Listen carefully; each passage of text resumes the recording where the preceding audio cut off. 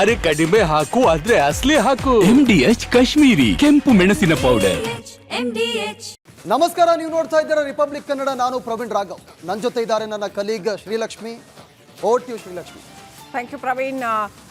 ಈ ಬುಲೆಟಿನಲ್ಲಿ ನನ್ನ ಜೊತೆ ನನ್ನ ಸಹೋದ್ಯೋಗಿ ರಂಜಿತ್ ಶಿರಿಯಾರ್ ಕೂಡ ಜಾಯ್ನ್ ಆಗ್ತಾ ಇದ್ದಾರೆ. ಹಾಗೆಯೇ ನಿಮಗೆ ಬೇರೆ ಬೇರೆ ಸುದ್ದಿಗಳನ್ನು ಕೊಡೋದಕ್ಕೆ ನಮ್ಮ ಎಲ್ಲ ಪ್ರತಿನಿಧಿಗಳು ಕೂಡ ರೆಡಿ ಇದ್ದಾರೆ. ಬೆಂಗಳೂರಿನಿಂದ ನಮ್ಮ ಪ್ರತಿನಿಧಿ ಸುರೇಶ್ ರೆಡಿ ಇದ್ದಾರೆ. ಹಾಗೆಯೇ ನಮ್ಮ ಇನ್ನೋರ್ವ ಪ್ರತಿನಿಧಿ ಅಭಿಷೇಕ್ ಜಯಶಂಕರ್ ಹಾಗೂ ಇನ್ನೋರ್ವ ಪ್ರತಿನಿಧಿ ಮಂಜು ಪತ್ತಾರ್ ಗದಗ್ನಿಂದ ಕೂಡ ರೆಡಿ ಇದ್ದಾರೆ. Good morning to you all. ನಿಮ್ಮ ಸುದ್ದಿಗಳು ಬಂದಾಗ ನಿಮ್ಮ ಹತ್ರ ಬರ್ತೀವಿ. ಈಗ ಮೊದಲನೇ ಸುದ್ದಿನ ನೋಡೋದಾದ್ರೆ, ಶಬರಿಮಲೆ ಚಿನ್ನ ಕಳವು ಪ್ರಕರಣಕ್ಕೆ ಸಂಬಂಧಪಟ್ಟಂತೆ ಬಳ್ಳಾರಿಯಲ್ಲಿ ಬೆಳಗ್ಗೆ ಇಡಿ ಅಧಿಕಾರಿಗಳು ಮೆಗಾ ರೇಡ್ ನಡೆಸಿದ್ದಾರೆ. ಜ್ಯುವೆಲ್ಲರಿ ಶಾಪ್ ಏನಿದೆ, ರೋದ್ದಮ್ ಜ್ಯುವೆಲ್ಲರಿ ಶಾಪ್, ಆ ಜ್ಯುವೆಲ್ಲರಿ ಶಾಪ್ ಮೇಲೆ ಇಡಿ ಅಧಿಕಾರಿಗಳು ಮೆಗಾ ರೈಡ್ ಕಂಡಕ್ಟ್ ಮಾಡಿದ್ದಾರೆ.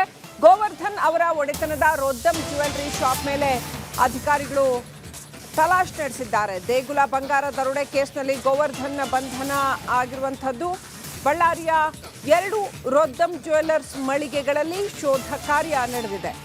10 ಅಧಿಕಾರಿಗಳ ತಂಡದಿಂದ 2 ಕಡೆ ಏಕಕಾಲಕ್ಕೆ ದಾಳಿ ನಡೆದಿದೆ. ಸಿಆರ್ಪಿಎಫ್ ಯೋಧರ ಭದ್ರತೆಯಲ್ಲಿ ಇಡಿ ಅಧಿಕಾರಿಗಳು ತಲಾಶ್ ನಡೆಸಿದ್ದಾರೆ. ಶಬರಿಮಲೆ ಅಯ್ಯಪ್ಪ ದೇಗುಲದಲ್ಲಿ 4.5 kg ಬಂಗಾರ ದರೋಡೆ ಪ್ರಕರಣಕ್ಕೆ ಸಂಬಂಧಪಟ್ಟಂತೆ ಬಳ್ಳಾರಿಯಲ್ಲಿ ಬೆಳಗ್ಗೆ ಇಡಿ ರೇಡ್ ಆಗಿದೆ. ಅಧಿಕಾರಿಗಳು ಮೆಗಾ ರೇಡ್ ನಡೆಸಿದ್ದಾರೆ.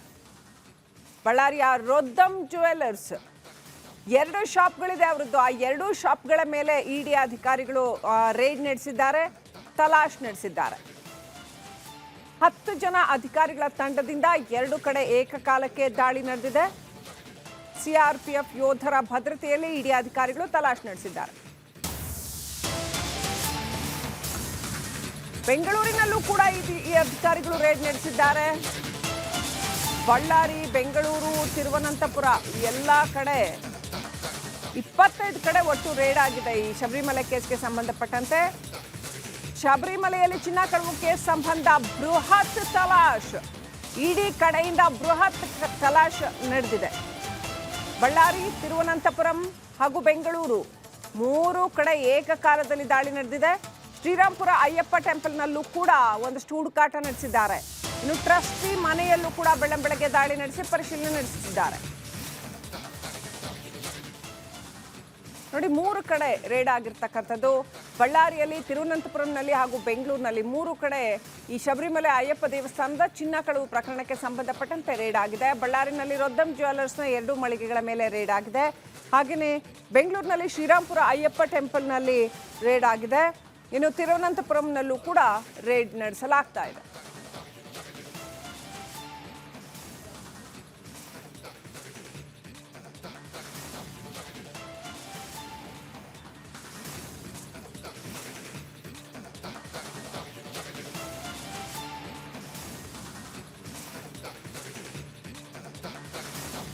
ರೈಟ್, ಈ ವಿಚಾರಕ್ಕೆ ಸಂಬಂಧಪಟ್ಟಂತೆ ಇನ್ನಷ್ಟು ಅಪ್ಡೇಟ್ ಪಡ್ಕೊಳ್ಳೋಣ. ನಮ್ಮ ಪ್ರತಿನಿಧಿ ಅಭಿಷೇಕ್ ಜಯಶಂಕರ್ ಲೈವ್ ಕನೆಕ್ಟ್ ಇದ್ದಾರೆ. ಹಾಗೆಯೇ ಬಳ್ಳಾರಿಯಿಂದ ಅಪ್ಡೇಟ್ ಕೊಡೋಕೆ ನಮ್ಮ ಇನ್ನೋರ್ವ ಪ್ರತಿನಿಧಿ ರೇಣುಕರಾಧ್ಯ ಜಾಯ್ನ್ ಆಗಿದ್ದಾರೆ.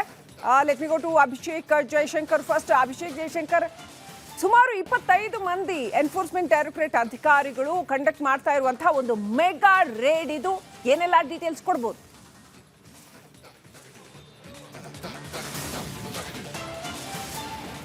ಈಗಾಗಲೇ ಏನು ಪ್ರಿವೆನ್ಷನ್ ಆಫ್ ಮನಿ ಲಾಂಡ್ರಿಂಗ್ ಕೇಸ್ಗಳನ್ನು ದಾಖಲಿಸಿಕೊಂಡು ಈಗ ಇಡಿ ಅಧಿಕಾರಿಗಳು ಒಂದು ದಾಳಿಯನ್ನು ನಡೆಸಿರುವಂಥದ್ದು.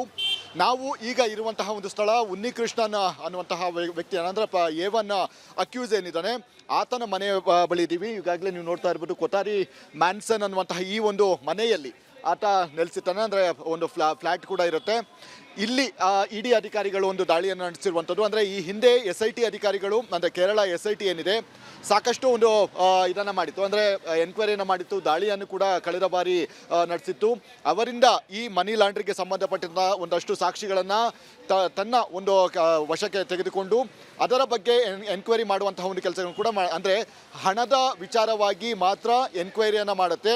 ಈ ಹಣ ಬಂದಿದ್ದಾದ್ರು ಎಲ್ಲಿಂದ ಮತ್ತು ಯಾರ್ಯಾರಿಗೆ ಇದು ಹೋಗಿದೆ, ಅಂದರೆ ಹಣ ರವಾನೆ ಆಗಿದೆ ಅನ್ನುವಂತಹ ಒಂದು ವಿಚಾರಗಳನ್ನು ಕೂಡ ಈ ಒಂದು ದಾಳಿಯ ವೇಳೆ ಗೊತ್ತಾಗಲಿದೆ ಅಂತಲೇ ಹೇಳ್ಬೋದಾಗಿದೆ. ಈಗ ಸದ್ಯ ಗೋವರ್ಧನ್ ಏನಿದ್ದಾನೆ ರಿಸೀವರ್, ಉನ್ನಿಕೃಷ್ಣನ್ ಕದ್ದಂತಹ ಚಿನ್ನವನ್ನ ಖರೀದಿ ಮಾಡಿದಂತಹ ಒಂದು ರಿಸೀವರ್ ಏನಿದ್ದಾನೆ ಗೋವರ್ಧನ್ ಮನೆ ಮೇಲೆ ಕೂಡ ದಾಳಿಯನ್ನು ನಡೆಸಿರುವಂಥದ್ದು. ಅದೇ ರೀತಿಯಾಗಿ ಈ ದಾಳಿಗೆ ಸಂಬಂಧಪಟ್ಟಂತಹ ಒಂದಷ್ಟು ಡಾಕ್ಯುಮೆಂಟ್ಸ್ಗಳನ್ನು ಇಡಿ ಅಧಿಕಾರಿಗಳು ತೆಗೆದುಕೊಂಡು ಅವನೊಂದು ಪ್ರಶ್ನೆ ಮಾಡುವಂತಹ ಒಂದು ಕೆಲಸಗಳನ್ನು ಕೂಡ ಮಾಡ್ತಾ ಇರುವಂಥದ್ದು. ಹೀಗಾಗಿ ಈ ಒಂದು ಬೃಹತ್ ದಾಳಿಯ ವೇಳೆ ಮುಂದಿನ ಹಂತದಲ್ಲಿ ಸಾಕಷ್ಟು ಡೆವಲಪ್ಮೆಂಟ್ ಆಗುವಂತಹ ಒಂದು ಸಾಧ್ಯತೆಗಳು ಕೂಡ ಇದೆ. ಈ ಮನಿ ಲ್ಯಾಂಡ್ರಿಂಗ್ ಕೇಸ್ ಆಗಿರುವಂತಹ ಕಾರಣದಿಂದಾಗಿ ಒಂದು ರೀತಿಯಲ್ಲಿ ಗಂಭೀರ ಪ್ರಕರಣ ಅಂತ ಒಂದು ಅನಿಸಿಕೊಳ್ಳುವಂತಹ ಒಂದು ಕಾರಣದಿಂದಾಗಿ ಈ ಒಂದು ದಾಳಿ ಏನಿದೆ ಸಾಕಷ್ಟು ಮಹತ್ವವನ್ನು ಪಡೆದುಕೊಳ್ಳುತ್ತೆ. ಹೀಗಾಗಿ ಸದ್ಯ ಶಬರಿಮಲೆಯಲ್ಲಿ ಕದ್ದಂತಹ ಚಿನ್ನ ಮಾರಾಟ ಮಾಡಿದಂತಹ ಹಣ ಎಲ್ಲಿದೆ ಮತ್ತು ಆ ಹಣ ಯಾರ್ಯಾರಿಗೆ ಹೋಗಿದೆ ಮತ್ತು ಅದನ್ನು ಯಾವ ರೀತಿ ಬಳಕೆಯನ್ನು ಮಾಡಿಕೊಂಡಿದೆ ಅದೆಲ್ಲದರ ಡೀಟೇಲ್ಸ್ಗಳನ್ನು ಕಲೆ ಹಾಕೋದಕ್ಕೆ ಇಡಿ ಅಧಿಕಾರಿಗಳು ಒಂದು ದಾಳಿಯನ್ನು ನಡೆಸಿರುವಂಥದ್ದು. ಈ ದಾಳಿಯ ಬಳಿಕ ಆತನನ್ನು ಮತ್ತೆ ಒಂದು ಕ್ವಶನಿಂಗ್ ಮಾಡುವಂತಹ ಒಂದು ಸಾಧ್ಯತೆಗಳು ಕೂಡ ಇದೆ. ಈಗ ಈ ಒಂದು ಹಣದ ಅಂದರೆ ಖರೀದಿ ಮಾಡಿದಂತಹ ವ್ಯಕ್ತಿಗಳು ಕೂಡ ಅಷ್ಟೇ ಒಬ್ಬ ಪ್ರಮುಖ ಆರೋಪಿ ಅಂತ ಅನಿಸಿಕೊಳ್ಳುತ್ತೆ. ಹೀಗಾಗಿ ಗೋವರ್ಧನ್ಗೆ ಎಷ್ಟು ಚಿನ್ನವನ್ನು ಮಾರಾಟ ಮಾಡಲಾಗಿತ್ತು ಮತ್ತು ಆತನಿಂದ ಪಡೆದಂತಹ ಒಂದು ಹಣ ಎಲ್ಲಿದೆ ಮತ್ತೆ ಆ ಹಣವನ್ನು ಯಾರಿಗೆ ರವಾನೆ ಮಾಡಲಾಗಿದೆ ಅದೆಲ್ಲರ ಡೀಟೇಲ್ಸ್ ಗಳನ್ನ ಇಡಿ ಅಧಿಕಾರಿಗಳು ಕಲೆ ಹಾಕ್ತಾ ಇದ್ದಾರೆ.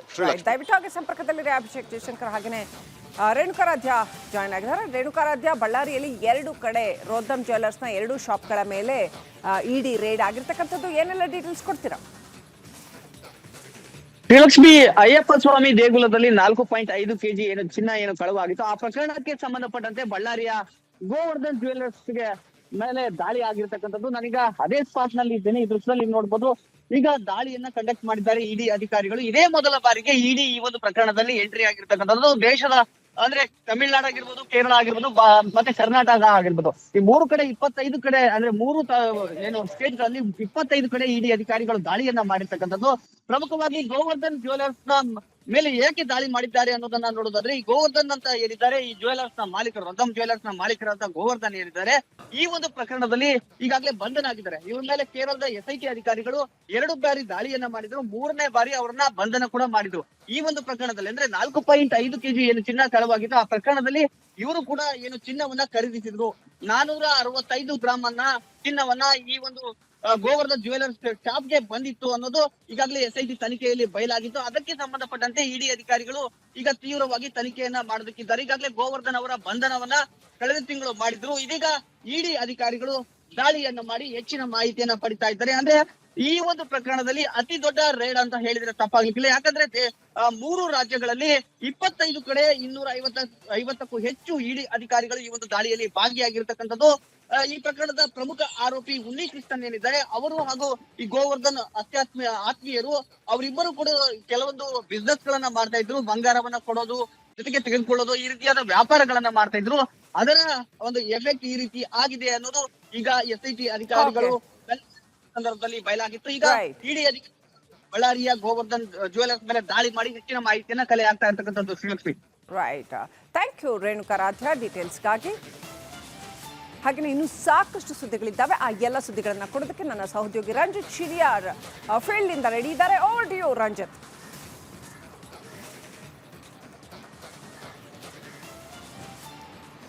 ತಮ್ಮ ಕಚೇರಿಯಲ್ಲೇ ಒಬ್ರು ಹಿರಿಯ ಅಧಿಕಾರಿ DGP ರಾಮಚಂದ್ರ ರಾವ್ ಅವರು ಕಾಮ ಕ್ರೀಡೆಯನ್ನ ಆಡಿದ ಪ್ರಕರಣ ಪೊಲೀಸ್ ಇಲಾಖೆ ತಲೆ ತಗ್ಗಿಸುವಂತಾಗಿದೆ.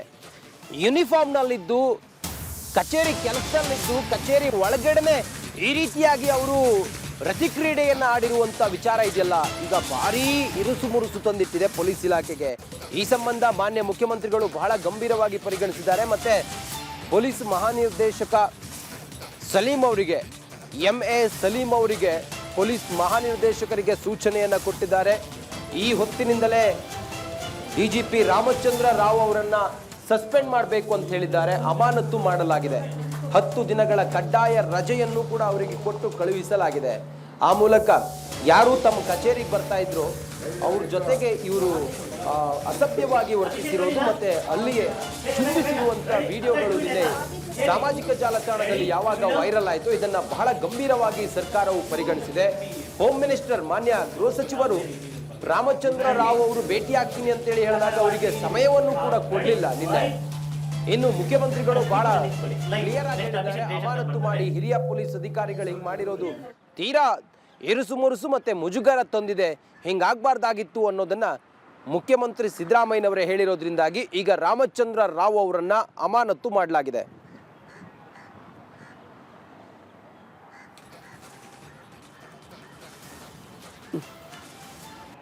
ಪೊಲೀಸ್ ಕಚೇರಿಯಲ್ಲೇ ಡಿಜಿಪಿ ರಾಮಚಂದ್ರ ರಾವ್ ಕಾಮ ಕ್ರೀಡೆ ರತಿ ಕ್ರೀಡೆಯನ್ನ ಆಡಿರೋ ವಿಚಾರ ಭಾರೀ ಸಂಚಲನವನ್ನ ಸೃಷ್ಟಿ ಮಾಡ್ತಾ ಇದೆ.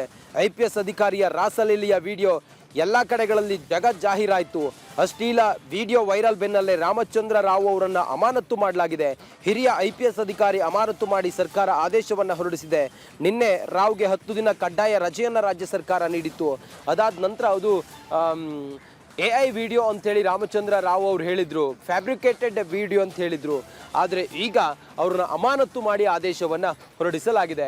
ಇನ್ನು ಈ ಕುರಿತಾಗಿ ಈ ಹೊತ್ತಿಗೆ ಏನು ನಡೀತಾ ಇದೆ ಅನ್ನೋದ್ರ ಬಗ್ಗೆ, ಇದರ ತನಿಖೆ ಎಲ್ಲವೂ ಕೂಡ ಹೇಗೆ ನಡೀತಾ ಇದೆ, ಯಾವ ಸಮಯದಲ್ಲಿ ಇವರು ತಮ್ಮ ಕಚೇರಿಯಲ್ಲಿ ಈ ರೀತಿ ರಾಸಲೀಲೆ ಆಡಿದ್ರು, ಇದೆಲ್ಲದರ ಮಾಹಿತಿಯೊಂದಿಗೆ ನಮ್ಮ ಪ್ರತಿನಿಧಿ ಅಭಿಷೇಕ್ ಜೈಶಂಕರ್ ಈಗ ನಮ್ಮ ಜೊತೆಲಿ ನೇರ ಸಂಪರ್ಕದಲ್ಲಿದ್ದಾರೆ. ಅಭಿಷೇಕ್, ತೀರಾ ಮುಜುಗರವನ್ನು ಪೊಲೀಸ್ ಇಲಾಖೆಗೆ ತಂದಂಥ ಪ್ರಕರಣ ಇದು. ಸದ್ಯಕ್ಕೆ ಈ ಹೊತ್ತಿಗೆ ಇದರ ತನಿಖೆ ಹೇಗೆ ನಡೀತಾ ಇದೆ, ಏನೇನು ಆರ್ಡರ್ ಪಾಸ್ ಆಗಿದ್ದಾವೆ, ಮುಖ್ಯಮಂತ್ರಿಗಳು ಇದನ್ನ ಎಷ್ಟು ಗಂಭೀರವಾಗಿ ಪರಿಗಣಿಸಿದ್ದಾರೆ, ಹೋಮ್ ಮಿನಿಸ್ಟ್ರಿ ಏನು ಹೇಳ್ತಾರೆ? ಅಭಿಷೇಕ್.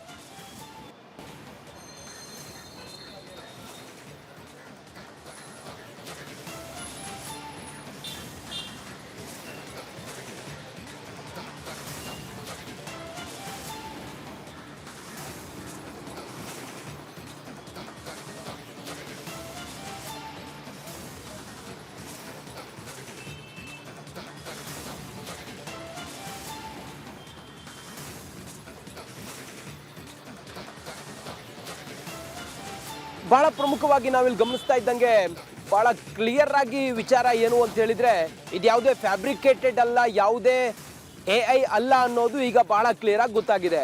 ಮತ್ತೊಂದು ವಿಚಾರ ಅಂತ ಹೇಳಿದ್ರೆ, ಸರ್ಕಾರಕ್ಕೆ ತೀರಾ ಮುಜುಗರವನ್ನ ತಂದಂತ ಪ್ರಕರಣ ಇದು. ಈ ಸಂಬಂಧ ಈಗ ಸರ್ಕಾರ ಕಟ್ಟುನಿಟ್ಟಿನ ಕ್ರಮವನ್ನ ಕೈಗೊಂಡಿದೆ. ಹಿರಿಯ ಪೊಲೀಸ್ ಅಧಿಕಾರಿ, ಹಿರಿಯ IPS ಅಧಿಕಾರಿ ರಾಮಚಂದ್ರ ರಾವ್ ಅವರ ರಾಸಲೀಲೆ ಪ್ರಕರಣ ಈಗ ಮತ್ತೊಂದು ಸ್ವರೂಪವನ್ನು ಪಡ್ಕೊಂಡಿದೆ. ಅವರು ನನ್ನ ಮೇಲೆ ಷಡ್ಯಂತ್ರ ಮಾಡಿದ್ದು ಫ್ಯಾಬ್ರಿಕೇಟೆಡ್ ಮತ್ತೊಂದು ಅಂತ ಹೇಳಿದ್ರು ಕೂಡ ಇದರ ಅಸಲಿಯತ್ತು ಏನು ಅನ್ನೋದು ಈಗ ಸರ್ಕಾರ ತಿಳಿದಿದೆ. ಬಹುಶಃ ಹಾಗಾಗಿ ಅವರನ್ನ ಅಮಾನತು ಮಾಡಲಾಗಿದೆ. ಈ ಕುರಿತಾಗಿ ಇಲ್ಲಿವರೆಗೂ ಕೂಡ ಏನಾಗಿದೆ ಅನ್ನೋದ್ರ ಬಗ್ಗೆ ಒಂದು ಕಂಪ್ಲೀಟ್ ವರದಿ ಇದೆ, ನೋಡೋಣ ಬನ್ನಿ. ಡಿಜಿಪಿ ರಾಮಚಂದ್ರ ರಾವ್ ರಾಸಲೀಲೆ ಮಾಡಿದ ಆರೋಪದ ವಿಡಿಯೋ ರಾಜ್ಯದಲ್ಲಿ ಭಾರೀ ಸಂಚಲನ ಸೃಷ್ಟಿಸಿದೆ. ಸರ್ಕಾರಿ ಕಚೇರಿಯಲ್ಲೇ ಸಮವಸ್ತ್ರ ಹಾಕಿಕೊಂಡು ಸರಸ ಆಡ್ತಿದ್ದ ವಿಡಿಯೋ ವೈರಲ್ ಆಗಿದೆ. ಇದರಿಂದ ಪೊಲೀಸ್ ಅಧಿಕಾರಿಗೆ ಸಂಕಷ್ಟ ಎದುರಾಗಿದೆ.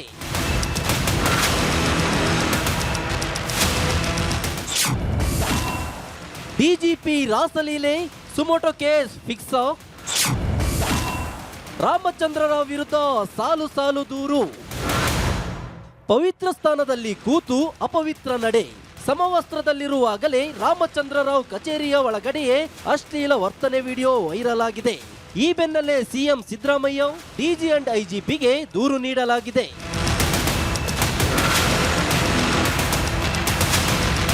ಸಮವಸ್ತ್ರದಲ್ಲಿಯೇ ಮಹಿಳೆಯರೊಂದಿಗೆ ಅಶ್ಲೀಲ ವರ್ತನೆ ಹಿನ್ನೆಲೆ ಆರೋಪಿತ ಅಧಿಕಾರಿಯನ್ನು ಆದಷ್ಟು ಬೇಗ ಅಮಾನತುಗೊಳಿಸುವಂತೆ ಸಾಮಾಜಿಕ ಕಾರ್ಯಕರ್ತ ದಿನೇಶ್ ಕಲಹಳ್ಳಿ ದೂರು ನೀಡಿದ್ದಾರೆ.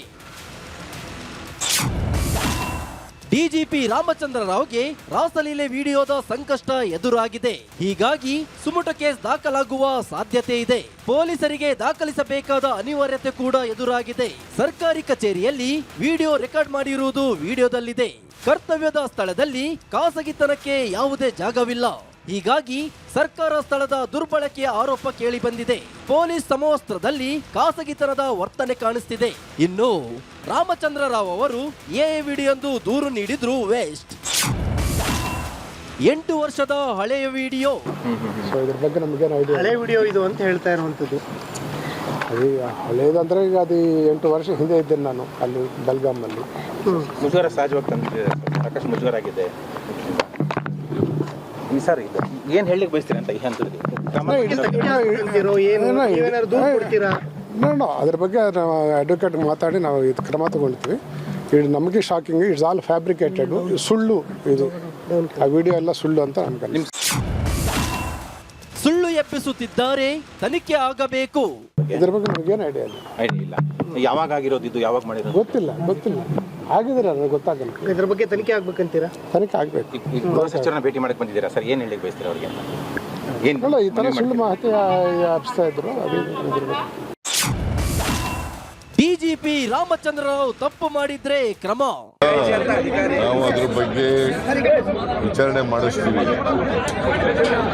ನನಗೆ ಬೆಳಿಗ್ಗೆ ಗೊತ್ತಾಯ್ತು, ಆಮೇಲೆ ಅವ್ರ ಮೇಲೆ ಶಿಸ್ತಿನ ಕ್ರಮ ತಗೋತೀವಿ, ಶಿಸ್ತು ಕ್ರಮ ಜರುಗಿಸ್ತೀವಿ.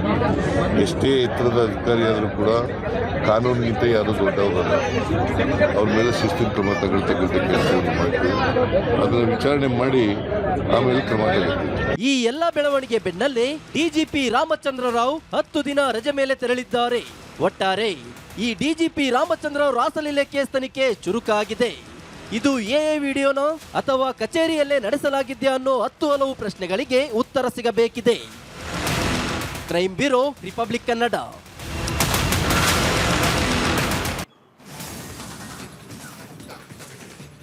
ಇನ್ನು ಪೊಲೀಸ್ ಇಲಾಖೆಗೆ ತೀರಾ ಮುಜುಗರವನ್ನ ತಂದಂತ ಪ್ರಕರಣ ಇದು.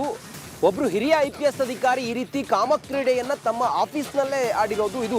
ಹೀಗಾಗಿ ಸರ್ಕಾರ ಬಹಳ ಗಂಭೀರವಾಗಿ ಇದನ್ನ ಪರಿಗಣಿಸಿದೆ. ಹಾಗಾದ್ರೆ ಈ ಹೊತ್ತಿಗೆ ತನಿಖೆ ಏನು, ಇದರ ಅಸಲಿಯತ್ತೇನು ಅನ್ನೋದ್ರ ಬಗ್ಗೆ ಹೆಚ್ಚಿನ ಮಾಹಿತಿಯೊಂದಿಗೆ ನನ್ನ ಕಲೀಗ ಅಭಿಷೇಕ್ ಜೈಶಂಕರ್ ಈಗ ನೇರ ಸಂಪರ್ಕದಲ್ಲಿದ್ದಾರೆ. ಅಭಿಷೇಕ್, ಸದ್ಯ ಈಗ ತನಿಖೆ ಹೇಗೆ ನಡೀತಾ ಇದೆ, ಏನು ಶಿಸ್ತು ಕ್ರಮವನ್ನು ಕೈಗೊಂಡಿದ್ದಾರೆ ಸರ್ಕಾರ ಇಲ್ಲಿವರೆಗೂ, ಏನಿದೆ ಇಲ್ಲಿವರೆಗೂ ಮಾಹಿತಿಯ ಅಭಿಷೇಕ್? ಎಸ್, ಮೊದಲನೇ ಶಿಸ್ತು ಕ್ರಮ ಅಂತ ಹೇಳಿ ಈಗಾಗಲೇ ಅಮಾನತುಗಳನ್ನು ಕೂಡ ಮಾಡಲಾಗಿದೆ. ನಂತರದ ದಿನಗಳಲ್ಲಿ ಡಿಪಾರ್ಟ್ಮೆಂಟ್ ಎನ್ಕ್ವೈರಿ ಕೂಡ ಆಗುತ್ತೆ. ಆ ಡಿಪಾರ್ಟ್ಮೆಂಟ್ ಎನ್ಕ್ವೈರಿಯಲ್ಲಿ ಈ ಒಂದು ವಿಡಿಯೋಗೆ ಸಂಬಂಧಿಸಿದಂತೆ ಸ್ಪಷ್ಟನೆಯನ್ನು ಕೊಡಬೇಕಾದಂತಹ ಒಂದು ಅನಿವಾರ್ಯತೆ ಈಗ ಇರುವಂಥದ್ದು. ಹೀಗಾಗಿ ಈ ಒಂದು ಹಿನ್ನೆಲೆಯಲ್ಲಿ ಸಾಕಷ್ಟು ವಿಚಾರಗಳ ಬಗ್ಗೆ ಅವರು ಸ್ಪಷ್ಟನೆಯನ್ನು ಕೊಡಬೇಕಾಗುತ್ತೆ.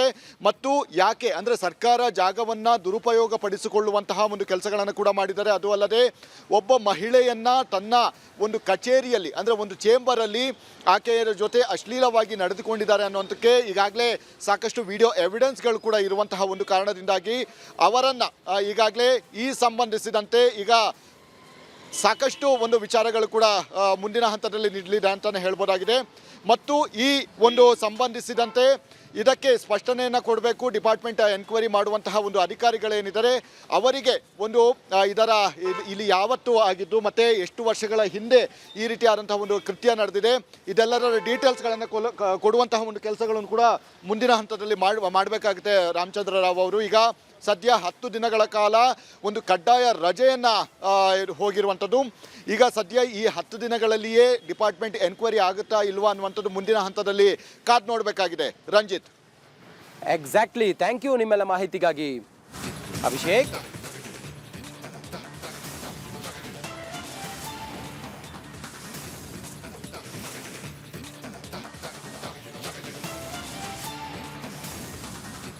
ಅಬಕಾರಿ ಇಲಾಖೆಯಲ್ಲಿ ಬ್ರಹ್ಮಾಂಡ ಭ್ರಷ್ಟಾಚಾರ ಏನು ಕೇಳಿ ಬರ್ತಾ ಇದೆ. ಈ ವಿಚಾರಕ್ಕೆ ಸಂಬಂಧಪಟ್ಟಂತೆ ಕಳೆದ 2 ದಿನಗಳಲ್ಲಿ 2 ಸ್ಫೋಟಕ ಆಡಿಯೋಗಳು ಸಂಚಲನವನ್ನ ಉಂಟು ಮಾಡಿದೆ. ರಿಪಬ್ಲಿಕ್ನಲ್ಲಿ ಈ ಸ್ಫೋಟಕ ಆಡಿಯೋಗಳ ಸುದ್ದಿ ಸ್ಫೋಟ ಆಗಿರ್ತಕ್ಕಂಥದ್ದು. ಲೈಸೆನ್ಸ್ಗಾಗಿ ಲಂಚ ವಿಚಾರದಲ್ಲಿ ಸಚಿವ RB ತಿಮ್ಮಾಪುರ ಅವರಿಗೆ ಸಂಕಷ್ಟ ಉಂಟಾಗಲಿದೆ. ರಿಪಬ್ಲಿಕ್ ಕನ್ನಡ ಈ ಎಕ್ಸ್ಕ್ಲೂಸಿವ್ ಆಡಿಯೋಗಳನ್ನು ಪ್ರಸಾರ ಮಾಡಿದಂಥದ್ದು. ಕಾಂಟ್ರಾಕ್ಟರ್ ಲಕ್ಷ್ಮೀನಾರಾಯಣ ಅವರು ಕಂಪ್ಲೇಂಟನ್ನು ಕೂಡ ಕೊಟ್ಟಿದ್ದಾರೆ. ಅಬಕಾರಿ DC ಜಗದೀಶ್ ಅವರ ಆಡಿಯೋವನ್ನು ಆಧರಿಸಿ ದೂರನ್ನು ಕೊಡಲಾಗಿದೆ.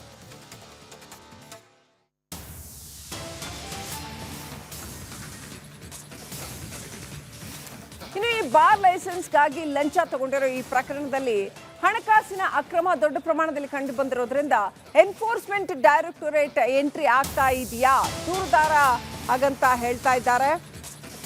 ಸಚಿವರ ವಿರುದ್ಧ ಬಲು ದೊಡ್ಡ ಆರೋಪವನ್ನು ಹೊರಿಸಿದ್ದಾರೆ ದೂರುದಾರ. ಲಂಚದಲ್ಲಿ ಸಿಂಹ ಪಾಲು ಅಬಕಾರಿ ಸಚಿವರಿಗೆ ಸೇರುತ್ತೆ, ನಾನು ಯಾವುದೇ ತನಿಖೆಯನ್ನು ಎದುರಿಸೋದಕ್ಕೆ ಸಿದ್ಧ ಅಂತ ಲಕ್ಷ್ಮೀನಾರಾಯಣ ರಿಪಬ್ಲಿಕ್ ಕನ್ನಡ ಡಿಬೇಟ್ನಲ್ಲಿ ಹೇಳಿಕೆ ಕೊಟ್ಟಿದ್ದಾರೆ.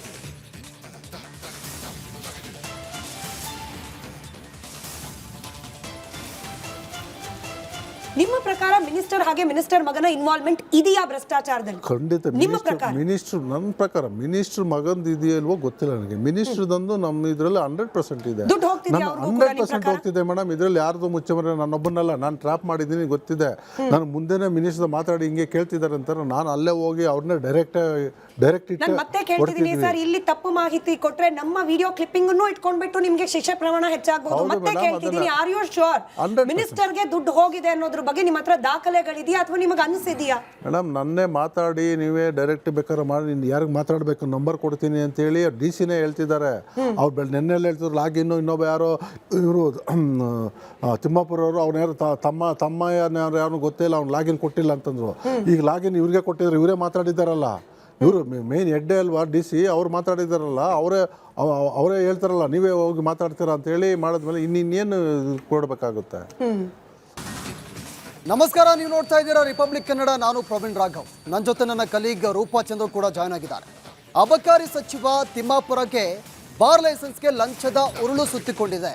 ಒಂದೆಡೆ ಲೋಕಾಯುಕ್ತ ಈ ಕೇಸ್ನ ತನಿಖೆಯನ್ನು ಮಾಡ್ತಾ ಇದ್ರೆ, ಅತ್ತ ಇಡಿ ಸಹ ತನಿಖೆ ಅಖಾಡವನ್ನು ಪ್ರವೇಶ ಮಾಡೋ ಸಾಧ್ಯತೆ ಕೂಡ ಇದೆ. ಈ ಕುರಿತ ಒಂದು ರಿಪೋರ್ಟ್ ನಿಮ್ಮ ಮುಂದೆ.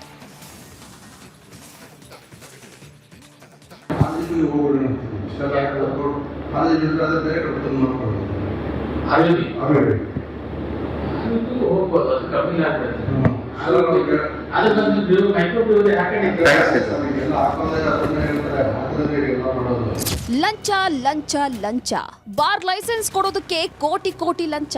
ಅಬಕಾರಿ DC SP-ಗೂ ಕೊಡಬೇಕಂತೆ ಹಣ. ರಾಜ್ಯದ ಅಬಕಾರಿ ಇಲಾಖೆಯ ಕರ್ಮಕಾಂಡ ಇದು.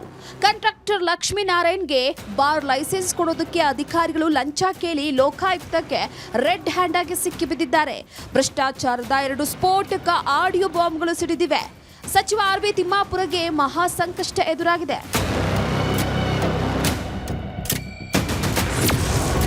ಸಚಿವ ತಿಮ್ಮಾಪುರಗೆ ಲೋಕ ಸಂಕಷ್ಟ. ದಾಖಲೆ ಸಮೇತ ಲಕ್ಷ್ಮೀನಾರಾಯಣ ದೂರು.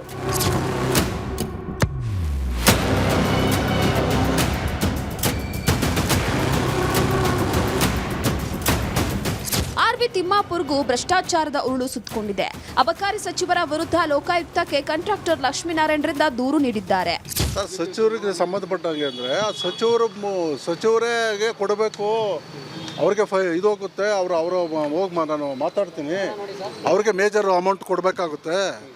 ಅವರು ಮೈಕ್ರೋ ಬ್ರಿವರಿ ಆಗಿ ಮ್ಯಾನುಫ್ಯಾಕ್ಚರ್ ಯೂನಿಟ್ ಆಗಿರೋದ್ರಿಂದ ಅವ್ರಿಗೆ ಜಾಸ್ತಿ ಪಾಲು ಕೊಡಬೇಕಾಗುತ್ತೆ ಅಂತೇಳಿ ಓಪನ್ ಆಗಿ ಹೇಳ್ತಾರೆ. ಇಲ್ಲ ನೀವು ಮಾತಾಡ್ತೀರಾ, ಇಲ್ಲ ನಾನು ಮಾತಾಡಲ್ಲ ಅನ್ನೋ ವಿಷಯ ಕೂಡ ಮಾತಾಡ್ತಾರೆ ಅವರು. ದಾಖಲೆಗಳೇನಿದೆ? ದಾಖಲೆ ರೆಕಾರ್ಡಿಂಗ್ ಇದೆಯಲ್ಲ, ಮಾನ್ಯ ಮಂತ್ರಿಗಳಿಗೆ ಎಷ್ಟು ಕೊಡಬೇಕು, ಏನು ಕೊಡಬೇಕು ಅನ್ನೋದು ವಿಷಯ ಎಲ್ಲ ಮಾತಾಡಿ ಅದು ರೆಕಾರ್ಡಿಂಗ್ ಇತ್ತು.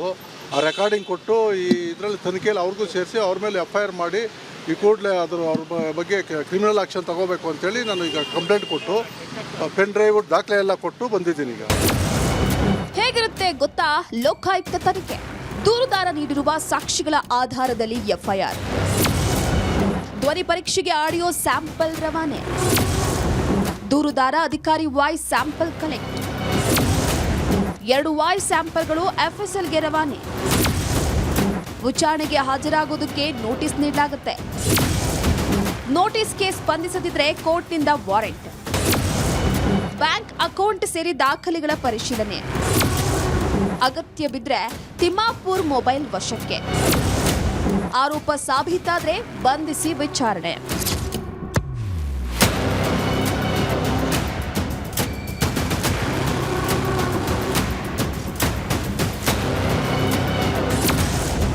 ದೂರುದಾರನಿಗೂ ಎದುರಾಗುತ್ತಾ ಸಂಕಷ್ಟ. ಅಬಕಾರಿ ಕೇಸ್ನಲ್ಲಿ ED ಎಂಟ್ರಿ ಕೊಡುತ್ತಾ? ಅಬಕಾರಿ ಸಚಿವ RB ತಿಮ್ಮಾಪುರ ವಿರುದ್ಧ ದೂರು ನೀಡಿರೋ ಲಕ್ಷ್ಮೀನಾರಾಯಣ್ಗೆ ಸಂಕಷ್ಟ ಎದುರಾಗುತ್ತಾ ಅನ್ನೋ ಪ್ರಶ್ನೆ ಮೂಡಿದೆ. ಕಾರಣ 2 ಲಕ್ಷ ನಗದು ಹೊರತುಪಡಿಸಿ ಉಳಿದೆಲ್ಲವೂ ಬ್ಯಾಂಕ್ ಮೂಲಕವೇ ಟ್ರಾನ್ಸಾಕ್ಷನ್ ಆಗಬೇಕು. ಆದರೆ ದೂರುದಾರ ಲಂಚ ಕೊಡೋದಕ್ಕೆ 25 ಲಕ್ಷ ನಗದು ತೆಗೆದುಕೊಂಡು ಹೋಗಿದ್ರು. ಹೀಗಾಗಿ ಈ ಪ್ರಕರಣದಲ್ಲಿ ED ಅಧಿಕಾರಿಗಳು ಎಂಟ್ರಿ ಕೊಡುವ ಸಾಧ್ಯತೆ ಇದೆ. ಹಣದ ಮೂಲ ಪತ್ತೆ ಹಚ್ಚೋದಕ್ಕೆ ಸುಮಾಟೋ ಕೇಸನ್ನು ದಾಖಲಿಸಿ ED ತನಿಖೆಗಿಳಿಯಬಹುದು. ನೋಡಿದ್ರಲ್ಲ, ಅಬಕಾರಿ ಲಂಚಾವತಾರದ ಚೆಂಡು ಈಗ ಲೋಕಾಯುಕ್ತ ಹಾಗೂ ED ಅಂಗಳದಲ್ಲೂ ಪುಟಿದಿದೆ. ಇದು ಯಾರ ಕೋಳೆಗೆ ಉರುಳಾಗುತ್ತೆ ಅನ್ನೋದನ್ನ ಕಾದ್ ನೋಡಬೇಕಾಗಿದೆ.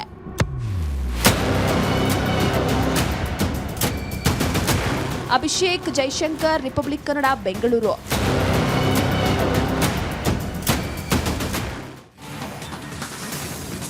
ಇದೇ ವಿಚಾರಕ್ಕೆ ಸಂಬಂಧಪಟ್ಟಂತೆ ಹೆಚ್ಚಿನ ಡೀಟೇಲ್ಸ್ ಅನ್ನು ನೀಡ್ತಾರೆ ನಮ್ಮ ಪ್ರತಿನಿಧಿ ಅಭಿಷೇಕ್ ಜೈಶಂಕರ್. ನಮ್ಮ ಜೊತೆ ನೇರ ಸಂಪರ್ಕದಲ್ಲಿದ್ದಾರೆ.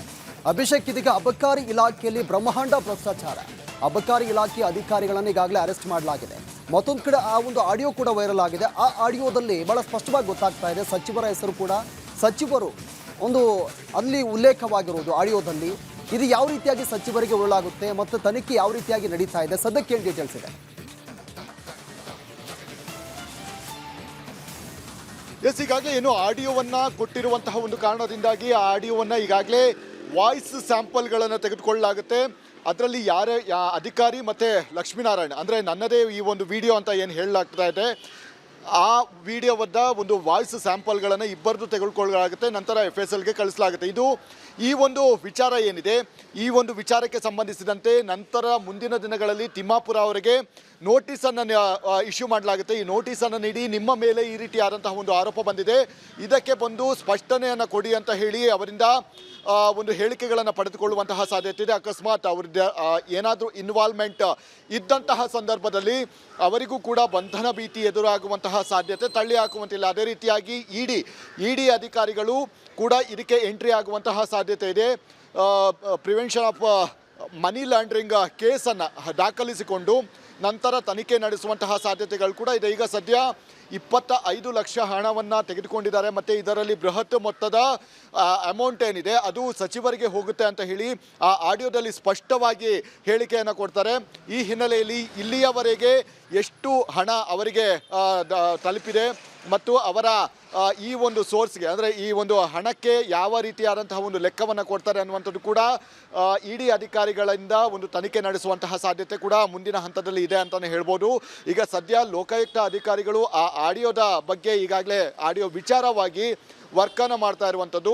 ಇದರಲ್ಲಿ ಆಡಿಯೋ ಸ್ಯಾಂಪಲ್ಸ್ಗಳ ಏನಾದರೂ ಮ್ಯಾಚ್ ಆದಂತಹ ಸಂದರ್ಭದಲ್ಲಿ ಸಹಜವಾಗಿಯೇ ಇದರ ಎನ್ಕ್ವೈರಿಯನ್ನು ಮಾಡಬೇಕಾಗುತ್ತೆ. ಆ ಪಾರ್ಟ್ ಆಫ್ ಇನ್ವೆಸ್ಟಿಗೇಷನಲ್ಲಿ ನೋಟಿಸನ್ನು ಕೊಡಲಾಗುತ್ತೆ ತಿಮ್ಮಾಪುರ ಅವರಿಗೆ, ಇದಕ್ಕೆ ಒಂದು ಸ್ಪಷ್ಟನೆ ಕೊಡಿ ಅಂತ ಹೇಳಿ.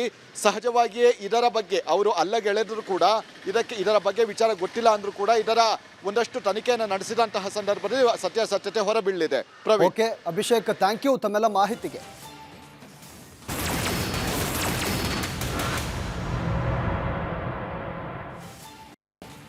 ಶಿಡ್ಲಘಟ್ಟ ಪೌರಾಯುಕ್ತೆ ಅಮೃತ ಗೌಡಗೆ ನಿಂದಿಸಿದ ವಿಚಾರಕ್ಕೆ ಸಂಬಂಧಪಟ್ಟಂತೆ ರಾಜೀವ್ ಗೌಡ ಎಸ್ಕೇಪ್ ಆಗಿದ್ರು. ಹಾಗಿದ್ರೆ ಮಹಿಳಾ ಅಧಿಕಾರಿಗೆ ನಿಂದಿಸಿದ್ದು ಅಪರಾಧ ಅಲ್ವಾ?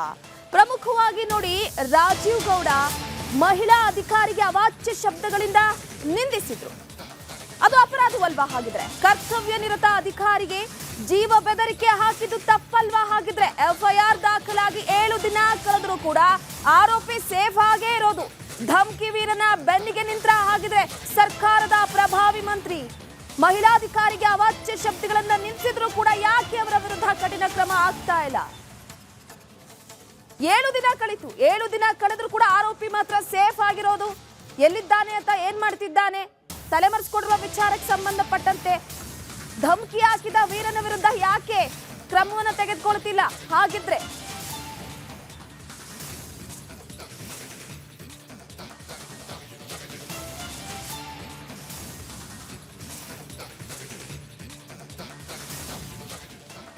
ನೋಡಿ, ಶಿಡ್ಲಘಟ್ಟದ ನಗರಸಭೆ ಪೌರಾಯುಕ್ತೆ ಅಮೃತ ಗೌಡಗೆ ಈ ರಾಜೀವ್ ಗೌಡ ಬೆದರಿಕೆ ಹಾಕಿದ್ದ.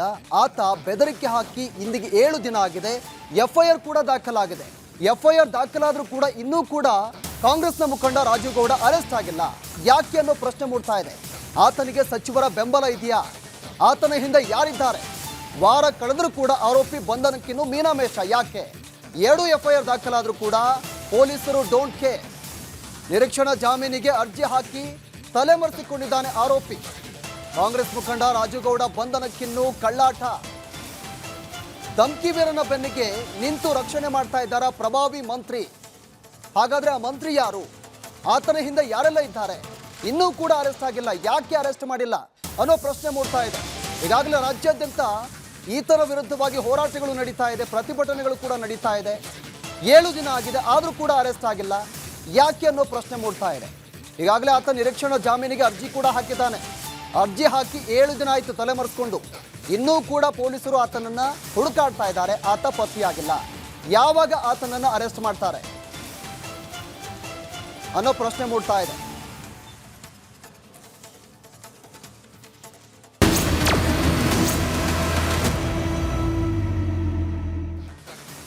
ಇನ್ನು ಲಕ್ಕುಂಡಿ ಲಕ್ಕುಂಡಿಯಲ್ಲಿ ಉತ್ಖನನ ಕಾರ್ಯ 5ನೇ ದಿನಕ್ಕೆ ಕಾಲಿಟ್ಟಿದೆ. ಈ 5ನೇ ದಿನದಲ್ಲಿ ಮತ್ತಷ್ಟು ಕುತೂಹಲ ಹೆಚ್ಚಾಗಿದೆ. ಯಾಕಂದ್ರೆ ಪ್ರತಿದಿನ ಕೂಡ ಬಗೆದಷ್ಟು ಬಯಲಾಗ್ತಾ ಇದೆ ನಿಧಿ ರಹಸ್ಯ. ಕೆಲವೊಂದಿಷ್ಟು ಅವಶೇಷಗಳು ಪತ್ತೆ ಆಗ್ತಾ ಇರುವ ವಿಚಾರಕ್ಕೆ ಸಂಬಂಧಪಟ್ಟಂತೆ ಲಕ್ಕುಂಡಿಯಲ್ಲಿ ಕುತೂಹಲ ಮತ್ತಷ್ಟು ಜೋರಾಗಿದೆ. ಈ ಕುರಿತ ಒಂದು ವರದಿ ಇಲ್ಲಿದೆ ನೋಡಿ.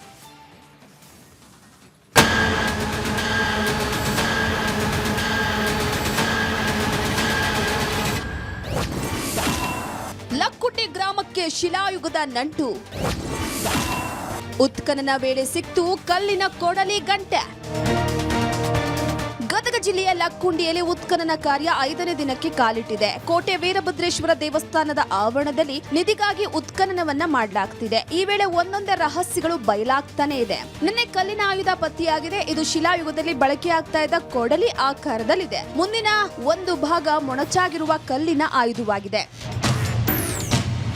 ಕಲ್ಲಿನ ಆಯುಧ ಸಿಗ್ತಾ ಇದ್ದಂತೆ ಮತ್ತೊಂದು ಕಡೆ ಲೋಹದ ಗಂಟೆ ಪತ್ತೆಯಾಗಿದೆ. ಇದನ್ನ ಪುರಾತತ್ವ ಇಲಾಖೆ ಸಿಬ್ಬಂದಿ ಪರಿಶೀಲನೆಯನ್ನ ನಡೆಸಿ ವಶಕ್ಕೆ ಪಡೆದುಕೊಂಡಿದ್ದಾರೆ. ಶಿವಲಿಂಗದ ಪಾಣಿಪೀಠ, ಶಿವಲಿಂಗ, ನಾಗರಹಾವಿನ ಕಲ್ಲು, ಕಲ್ಲಿನ ಕೊಡಲಿ, ಲೋಹದ ಗಂಟೆ, ಮಡಿಕೆ ಚೂರುಗಳು, ಪುರಾತನ ಕಾಲದ ಗೋಡೆ ಪತ್ತೆಯಾಗಿದೆ. ಹೆಚ್ಚಿನ ವೇತನಕ್ಕೆ ಉತ್ಖನನ ಕಾರ್ಮಿಕರ ಪಟ್ಟು.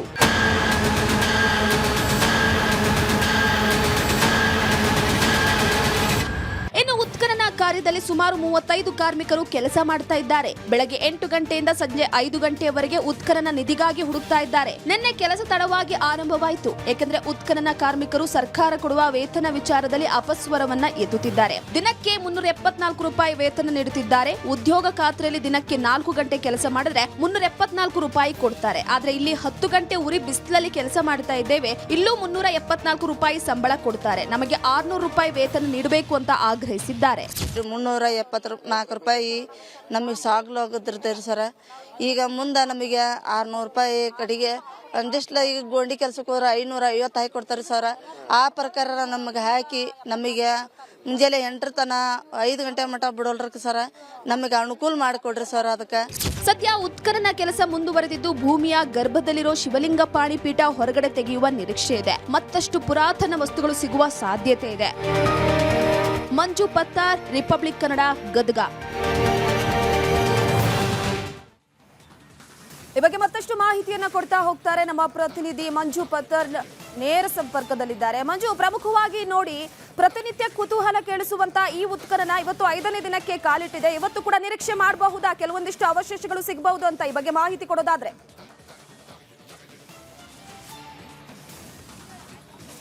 ಹೌದು ರೂಪ, ಏನಂದ್ರು ಐತಿಹಾಸಿಕ ಲಕ್ಕುಂಡಿ ಗ್ರಾಮದಲ್ಲಿ ಸಾಕಷ್ಟು ಕುತೂಹಲಕ್ಕೆ ಎಡೆ ಮಾಡಿಕೊಡ್ತಾ ಇದೆ. ಏನು ರಿತ್ತಿ ಕುಟುಂಬದಲ್ಲಿ ಚಿನ್ನ ಸಿಕ್ಕ ಬೆನ್ನಲ್ಲೇ ಇವಾಗ ಉತ್ಖನನ ಕಾರ್ಯ ನಡೀತಾ ಇದೆ. 5ನೇ ದಿನಕ್ಕೆ ಉತ್ಖನನ ಕಾರ್ಯ ನಡೀತಾ ಇದೆ. ಏನು ಕೋಟೆ ವೀರಭದ್ರೇಶ್ವರ ದೇವಸ್ಥಾನ ಏನಿದೆ ಆ ದೇವಸ್ಥಾನ ಮುಂಭಾಗದಲ್ಲಿ 10x10ನಲ್ಲಿ ಇವಾಗ ಉತ್ಖನನ ಕಾರ್ಯ ನಡೀತಾ ಇದೆ. ಇಲ್ಲಿ ನಾವು ದೃಶ್ಯದಲ್ಲಿ ಕೂಡ ನೋಡ್ತಾ ಇರ್ಬೋದು. ಈಗ ತಾನೇ ಒಂದು ಪುರಾತನ ಕಾಲದ ಮಡಿಕೆ ಇಲ್ಲಿ ಗೋಚರವಾಗಿದೆ. ಏನು B1 ಪ್ಲಾಂಟ್ನಲ್ಲಿ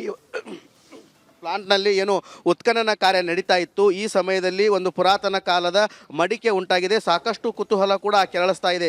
ಇದು ಬಹಳ ಹಳೆಯ ಕಾಲದ್ದು ಅಂತೇಳಿ ಕೂಡ ಇಲ್ಲಿ ಪುರಾತತ್ವ ಇಲಾಖೆ ಅಧಿಕಾರಿಗಳು ತಮ್ಮ ಅಭಿಮತ ವ್ಯಕ್ತಪಡಿಸ್ತಾ ಇದ್ದಾರೆ. ಯಾಕಂತಂದರೆ ಈ ಒಂದು ಮಡಿಕೆ ಆಕಾರ ನೋಡಿದರೆ ಇದು ದೊಡ್ಡ ಪ್ರಮಾಣದ ಮಡಿಕೆ ಇದೆ. ಈ ಹಿಂದೆ ಏನು ಚಿನ್ನ ಈ ರೀತಿ ನಗದು ಆಭರಣಗಳನ್ನು ಕೂಡ ಇಂಥ ಮಡಿಕೆಯಲ್ಲಿ ಹಾಕ್ತಾ ಇದ್ರು. ಅದೇ ರೀತಿಯಾಗಿ ಏನು ದವಸ ಧಾನ್ಯಗಳನ್ನು ಕೂಡ ಮಡಿಕೆಯಲ್ಲಿ ಇಡ್ತಾ ಇದ್ರು. ಇದು ಯಾವ ಕಾಲದ್ದು, ಎದಕ್ಕೆ ಬಳಕೆ ಮಾಡ್ತಾ ಇದ್ರು ಅನ್ನೋದು ಕೂಡ ಸ್ಪಷ್ಟ ಆಗಬೇಕಾಗಿದೆ. ಈ ಏನು B1 ಏನು ಪ್ಲಾಂಟ್ ಏನಿದೆ ಈ ಪ್ಲಾಂಟ್ನಲ್ಲಿ ಇವಾಗ ಈ ಒಂದು ಮಡಿಕೆ ಗೋಚರವಾಗಿದ್ದು ಸಾಕಷ್ಟು ಏನು ಕುತೂಹಲಕ್ಕೆ ಕಾರಣವಾಗ್ತಾ ಇದೆ. ಲಕ್ಕುಂಡಿ ಇದೊಂದು ಐತಿಹಾಸಿಕ ಗ್ರಾಮ. ಯಾಕಂತಂದರೆ ಇವಾಗ ಇಲ್ಲಿ ಸಾಕಷ್ಟು ನವಯುಗದ ಆಯುಧಗಳು ಕೂಡ ಸಿಕ್ಕಿದ್ದಾವೆ, ಕೊಡಲಿ ರೀತಿಯ ಆಯುಧಗಳು. ಹೀಗಾಗಿ ಇದು ಏನು ಅರಸರು ಆಳ್ವಿಕೆಗಿಂತ ಪೂರ್ವದಲ್ಲೇ ಲಕ್ಕುಂಡಿ ಗ್ರಾಮ ಇತ್ತು ಅನ್ನೋ ಕುರುಹುಗಳು ಕೂಡ ಸಾಕಷ್ಟು ಪತ್ತೆ ಆಗ್ತಾ ಇದ್ದಾವೆ. ಇವಾಗ ಈ ಹಿಂದೆನೂ ಕೂಡ ಇಲ್ಲಿ ಒಂದು ಉತ್ಖನನ ಮಾಡಿದ್ರು 2003 ಮತ್ತು 2004ನೇ ಸಾಲಿನಲ್ಲಿ. ಅಲ್ಲಿ ಆ ಸಮಯದಲ್ಲಿ ಕೂಡ ನವಯುಗದ ಏನು ಅವಶೇಷಗಳು ಕೂಡ ಪತ್ತೆಯಾಗಿದ್ವು. ಇವಾಗ ಈ ಒಂದು ಮಡಿಕೆ ಇವಾಗ ಹೊರತೆಗೆಯುವಂಥ ಕೆಲಸ ಕೂಡ ಇಲ್ಲಿ ಪುರಾತತ್ವ ಇಲಾಖೆ ಅಧಿಕಾರಿಗಳು ಮಾಡ್ತಾ ಇದ್ದಾರೆ. ಇದು ಮಣ್ಣಿನ ಮಡಿಕೆ, ಸಾಕಷ್ಟು ನಾಜೂಕಾಗಿ ತೆಗೆಯುವಂಥ ಕೆಲಸನೂ ಕೂಡ ಮಾಡ್ತಾ ಇದ್ದಾರೆ. ಅದಕ್ಕೆ ಬೇಕಾದಂಥ ಪರಿಕರಗಳನ್ನು ಕೂಡ ತೆಗೆದುಕೊಂಡು ಬಂದಿದ್ದಾರೆ. ಇಲ್ಲಿ ಏನು ಕೂಲಿ ಕಾರ್ಮಿಕರು ಕೆಲಸ ಮಾಡ್ತಿದ್ರು. ಆ ಸಮಯದಲ್ಲಿ ಸಿಕ್ಕ ನಂತರ ಇವಾಗ ಪುರಾತತ್ವ ಇಲಾಖೆ ಅಧಿಕಾರಿಗಳು ಅದನ್ನು ಹೊರತೆಗೆಯುವಂಥ ಕೆಲಸ ಮಾಡ್ತಾ ಇದ್ದಾರೆ. ಏನು ಆ ಮಡಿಕೆ ಏನಿದೆ, ಆ ಮಡಿಕೆ ಒಳಭಾಗದಲ್ಲಿರುವ ಮಣ್ಣನ್ನು ಕೂಡ ಸಂಪೂರ್ಣವಾಗಿ ಪುರಾತತ್ವ ಇಲಾಖೆ ಅಧಿಕಾರಿಗಳು ತೆಗೆದುಕೊಂಡಿದ್ದಾರೆ. ಅದನ್ನು ಪ್ರತ್ಯೇಕವಾಗಿ ಇಡ್ತಾರೆ. ಆ ಮಣ್ಣನ್ನು ಸಂಶೋಧನೆ ಮಾಡಿದಂಥ ಸಮಯದಲ್ಲಿ ಈ ಮಡಿಕೆಯಲ್ಲಿ ಯಾವ ವಸ್ತು ಹಾಕಿದ್ರು ಅನ್ನೋದು ಕೂಡ ಸಂಶೋಧನೆಯಿಂದ ಗೊತ್ತಾಗತ್ತೆ. ಏನು ಲಕ್ಕುಂಡಿ ಗ್ರಾಮದಲ್ಲಿ ಕಳೆದ 5 ದಿನಗಳಿಂದ ನಡೆಯುತ್ತಿರುವ ಉತ್ಖನನ ಕಾರ್ಯ ಸಾಕಷ್ಟು ಕುತೂಹಲಕ್ಕೆ ಎಡೆ ಮಾಡಿಕೊಡ್ತಾ ಇದೆ. ಏನು ಇದು ಇತಿಹಾಸ ಅಂದರೆ ಕ್ರಿಸ್ತ ಶಕ ಪೂರ್ವದಲ್ಲಿ ಕೂಡ ಲಕ್ಕುಂಡಿ ಗ್ರಾಮ ಇತ್ತು ಅನ್ನೋದು ಕೂಡ ಗೊತ್ತಾಗ್ತಾ ಇದೆ. ನವಯುಗಕ್ಕೆ ಈ ಒಂದು ಹೋಗ್ತಾ ಇರೋದರಿಂದ ಸಾಕಷ್ಟು ಕುತೂಹಲ ಎಡೆ ಮಾಡಿಕೊಡ್ತಾ ಇದೆ. ಇಲ್ಲಿ ಕಲ್ಯಾಣ ಚಾಲುಕ್ಯರಾಗಿರ್ಬೋದು ಮತ್ತು ವಿಜಯನಗರ ಅರಸರು ಕೂಡ ಆಳ್ವಿಕೆ ಮಾಡಿದ್ರು. ಆ ಸಮಯದಲ್ಲಿ ಈ ಕೋಟೆ ವೀರಭದ್ರೇಶ್ವರ ದೇವಸ್ಥಾನ ಏನಿದೆ, ಈ ಒಂದು ದೇವಸ್ಥಾನ ಹಿಂಭಾಗದಲ್ಲಿ ಟಂಕಶಾಲೆ ಇತ್ತು ಈ ಒಂದು ಆವರಣದಲ್ಲಿ ಅಂಥೇಳಿ. ಹಾಗಾಗಿ ಇದೇ ಒಂದು ಜಾಗವನ್ನು ಗುರುತಿಸಿ ಇವಾಗ ಉತ್ಖನನ ಕಾರ್ಯ ನಡೀತಾ ಇದೆ. ಇವಾಗ ಆ ಒಂದು ಮಡಿಕೆ ಸಿಕ್ಕಿದ್ದು ಸಾಕಷ್ಟು ಕುತೂಹಲ ಕೂಡ ಕೆರಳಿಸ್ತಾ ಇದೆ. ಇಲ್ಲಿ ನಾವು ನೋಡ್ತಾ ಇರ್ಬೋದು, ಈ ಭಾಗದಲ್ಲಿ ಕೂಡ ಇಲ್ಲಿ ಮಡಿಕೆ ಸಿಕ್ಕರೆ ಈ ಒಂದು ಪ್ಲಾಟ್ ಏನಿದೆ ಇಲ್ಲಿನೂ ಕೂಡ ಈ ಹಿಂದೆ ಏನು 2ನೇ ದಿನ ಉತ್ಖನನ ಕಾರ್ಯ ಸಮಯದಲ್ಲಿ ಶಿವಲಿಂಗ ಪಾನಿಪೀಠ ಕೂಡ ಪತ್ತೆಯಾಗಿತ್ತು. ಆ ಪಾನಿಪೀಠ ತೆಗೆಯುವಂಥ ಕಾರ್ಯ ಕೂಡ ಈವರೆಗೂ ಪೂರ್ಣವಾಗಿಲ್ಲ. ಯಾಕಂತಂದರೆ ಈವರೆಗೂ ಕೂಡ ಅದನ್ನು ನಿಧಾನವಾಗಿ ತೆಗೆದಿದ್ದಾರೆ. ಇನ್ನೂ ಎಷ್ಟು ಡೀಪ್ ಆಗಿ ತಳಗಡೆ ಇದೆ ಅನ್ನೋದ್ರ ಬಗ್ಗೆನೂ ಕೂಡ ನೋಡಬೇಕಾಗತ್ತೆ. ಯಾಕಂದರೆ ಇವಾಗ 2 ರಿಂದ 3 ಅಡಿಯಷ್ಟು ಭೂಮಿಯನ್ನು ಅಗೆದಿದ್ದಾರೆ. ಅದರ ತಳಭಾಗದಲ್ಲಿ ಕೂಡ ಇನ್ನೂ ಆ ಪಾನಿಪೀಠ ಇರಬಹುದು ಅಂಥೇಳಿ ಸಾಕಷ್ಟು ಇದನ್ನು ಮಾಡ್ತಾ ಇದ್ದಾರೆ. ರೂಪ ಮಂಜುನಾಥ್ ಈಗ ಕಳೆದ 5 ದಿನಗಳಿಂದ ನಿರಂತರವಾಗಿ ಉತ್ಖನನ ನಡೀತಾ ಇದೆ. ಒಂದು ಕಡೆ ಪ್ರಾಚೀನ ವಸ್ತುಗಳು ದಿನೇ ದಿನೇ ಒಂದೊಂದಾಗಿ ಸಿಗ್ತಾ ಇದೆ. ಮೊನ್ನೆ ನೋಡಿದರೆ ಈ ಶಿವಲಿಂಗ ಸಿಕ್ತು, ಅದಾದ ಬಳಿಕ ನಾಗರಹಾವು ಕೂಡ ಅಲ್ಲಿ ಪ್ರತ್ಯಕ್ಷವಾಗಿತ್ತು. ಈ ಉತ್ಖನನದ ವೇಳೆ ನಿಧಿ ಏನಾದರೂ ಸಿಗ್ಬೋದಾ ಅಂತ ನಿರೀಕ್ಷೆ ಮಾಡ್ಬೋದಾ?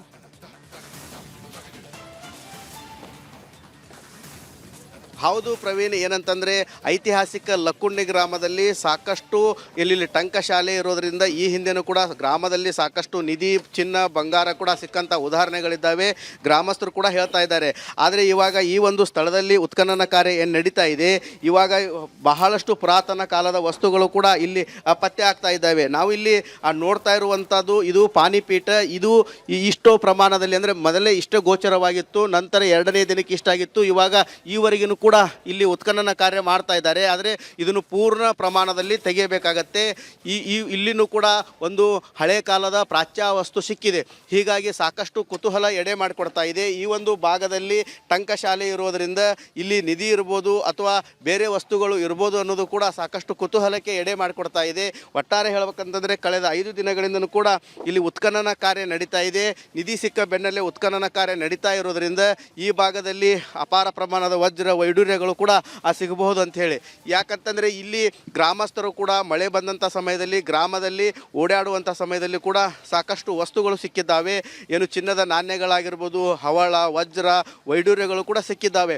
ಇವಾಗ ಉತ್ಖನನ ಕಾರ್ಯ ಏನು ನಡೀತಾ ಇದೆ, ಉತ್ಖನನ ಕಾರ್ಯ ಸಾಕಷ್ಟು ಅಂದರೆ 3 ರಿಂದ 4 ಅಡಿ ಇವಾಗ ತೆಗೆದಿದ್ದಾರೆ. ಸುಮಾರು 10 ರಿಂದ 15 ಅಡಿ ತೆಗೆದ್ರೆ ನೈಜ ಲಕ್ಕುಂಡಿ ಪತ್ತೆ ಆಗತ್ತೆ. ಆ ಸಮಯದಲ್ಲಿ ಏನಾದರೂ ಸಿಗಬಹುದು ಅಂತೇಳಿ ಕೂಡ ಸಾಕಷ್ಟು ಕುತೂಹಲ ಎಡೆ ಮಾಡಿಕೊಡ್ತಾ ಇದೆ. Praveen, okay, thank you Manjunath ತಮ್ಮೆಲ್ಲ ಮಾಹಿತಿಗೆ.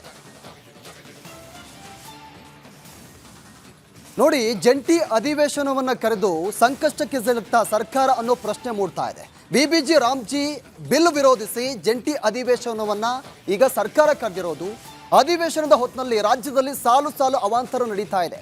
ಒಂದು ಕಡೆ ಅಬಕಾರಿ ಇಲಾಖೆಯಲ್ಲಿ ಬ್ರಹ್ಮಾಂಡ ಭ್ರಷ್ಟಾಚಾರ ಆರೋಪ, ಮತ್ತೊಂದು ಕಡೆ ಶಿಡ್ಲಘಟ್ಟದಲ್ಲಿ ಕಾಂಗ್ರೆಸ್ ಮುಖಂಡನಿಂದ ಅಧಿಕಾರಿಗೆ ಧಮಕಿ, ಕಚೇರಿಯಲ್ಲೇ IPS ಅಧಿಕಾರಿ ರಾಸಲೀಲೆ ಪ್ರಕರಣ, ಸರ್ಕಾರದ ವಿರುದ್ಧ ಬ್ರಹ್ಮಾಸ್ತ್ರ ಪ್ರಯೋಗಕ್ಕೆ ವಿಪಕ್ಷಗಳು ಪ್ಲಾನ್ ಮಾಡಿಕೊಂಡಿದೆ. ಸಾಲು ಸಾಲು ಹಗರಣಗಳನ್ನು ಸದನದಲ್ಲಿ ಪ್ರಸ್ತಾಪ ಮಾಡಲು ವಿಪಕ್ಷ ಸಿದ್ಧತೆಯನ್ನು ಮಾಡಿಕೊಂಡಿದೆ. ಸರ್ಕಾರದ ಪಾಲಿಗೆ ಬಿಸಿ ತುಪ್ಪವಾದ ವಿಶೇಷ ಜಂಟಿ ಅಧಿವೇಶನ. ನೋಡಿ, ಸರ್ಕಾರ ವಿಶೇಷವಾಗಿ ಅಧಿವೇಶನ ಕರೆದು ಸರ್ಕಾರ ಇದೀಗ ಸಂಕಷ್ಟಕ್ಕೆ ಸಿಲುಕಿದೆ. ಸಾಲು ಸಾಲು ಆರೋಪಗಳು ರಾಜ್ಯ ಸರ್ಕಾರದ ವಿರುದ್ಧ. ಬ್ರಹ್ಮಾಂಡ ಭ್ರಷ್ಟಾಚಾರ ಅಬಕಾರಿ ಇಲಾಖೆಯಲ್ಲಿ, ಮತ್ತೊಂದು ಕಡೆ ಕಾಂಗ್ರೆಸ್ ಮುಖಂಡ ಅಧಿಕಾರಿಗೆ, ಮಹಿಳಾ ಅಧಿಕಾರಿಗೆ ಧಮಕಿ, ಮತ್ತೊಂದು ಕಡೆ ಹಿರಿಯ ಪೊಲೀಸ್ ಅಧಿಕಾರಿ, IPS ಅಧಿಕಾರಿ, ಆತನ ವಿರುದ್ಧ ರಾಸಲೀಲೆ. ಈ ಪ್ರಕರಣಕ್ಕೆ ಸಂಬಂಧಪಟ್ಟಂತೆ ವಿಡಿಯೋ ಕೂಡ ವೈರಲ್ ಆಗಿತ್ತು. ಈಗ ಈ ಎಲ್ಲ ಆರೋಪಗಳು ರಾಜ್ಯ ಸರ್ಕಾರಕ್ಕೆ ಮುಳುವಾಗ್ತಾ ಇದೆ. ವಿಪಕ್ಷಗಳು ಇದನ್ನು ಅಸ್ತ್ರವಾಗಿ ಮಾಡಿಕೊಂಡು ವಿಶೇಷ ಅಧಿವೇಶನದಲ್ಲಿ ಇದನ್ನು ಪ್ರಶ್ನೆ ಮಾಡಬೇಕು ಅಂತ ಒಂದು ಕಡೆ ವಿಪಕ್ಷಗಳು ಕೂಡ ಎಲ್ಲ ರೀತಿಯಾಗಿ ತಯಾರಿಯನ್ನು ಮಾಡಿಕೊಂಡಿದೆ. ಈ ಸಾಲು ಸಾಲು ಆರೋಪಗಳನ್ನ ವಿಪಕ್ಷಗಳು ಯಾವ ರೀತಿಯಾಗಿ ಸರ್ಕಾರವನ್ನ ಕಟ್ಟಿ ಹಾಕುತ್ತೆ, ಸರ್ಕಾರ ಇದನ್ನ ಯಾವ ರೀತಿಯಾಗಿ ಫೇಸ್ ಮಾಡುತ್ತೆ ಅನ್ನೋ ಪ್ರಶ್ನೆ ಮೂಡ್ತಾ ಇದೆ.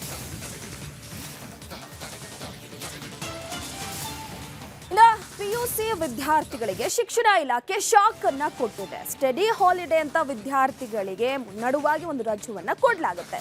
ಆದ್ರೆ ಈ ಬಾರಿ ಆ ಸ್ಟಡಿ ಹಾಲಿಡೇಗೆ ಕತ್ತರಿಯನ್ನ ಹಾಕಲಾಗಿದೆ. ಯಾಕಾಗಿ ಈ ಸ್ಟೋರಿ ನೋಡಿ.